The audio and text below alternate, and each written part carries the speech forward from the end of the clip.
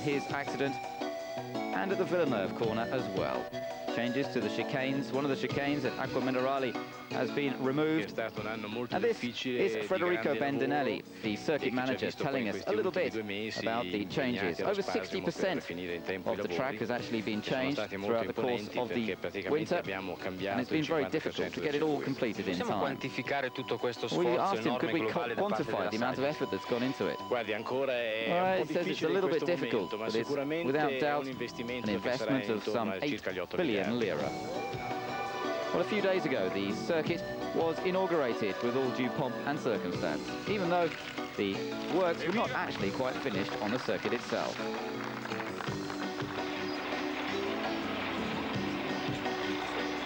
We spoke to the project manager, Pepe Muschioni.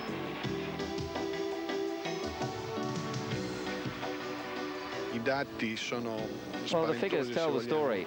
For the clearing away operation, we used 8,000 trucks, 8 million transport cycles backwards and forwards, which corresponds with a line of trucks about 100 kilometers long, the length of a motorway. Well, on the track we see a lot of changes, new debris fencing to try and prevent the sort of accident or the sort of problem we saw with the wheel coming off Leto and Lami's cars when they crashed on the grid. And then the changes to the corners themselves. That is the new Tamburello, and that is the old corner. So from going from a flat-out left-hander, we now have a sequence, an S-bend, which means that the drivers will have to use the brakes a lot more than in the past. We have to think that our hero was last seen there, so it's going to be very, very difficult to get there. But we have to think the track is different. Imola always has had a very good service, a very good track on safety. Some corners were difficult, but I think, you know, they are doing a very good job, and driving on the circuit will be very good. Ayrton Senna indeed will also have a memorial named after him at Imola over the weekend. We've presented a project to the council which we hope will come to fruition in the months to come. We want to make a sort of memorial dedicated to Senna and Ratzenberger, which will not only be a monument but also a living, active place which the public will be able to enjoy. I don't mean a little museum. In reality, it would be somewhat different to that. Somewhere where you could wander around, remembering Senna and Ratzenberger, and also ponder on the history of Formula One. Ricordare Senna, Ratzenberger, ma al di là di questo anche un po' quella che è stata la vita e la storia dell'automobilismo di Formula 1.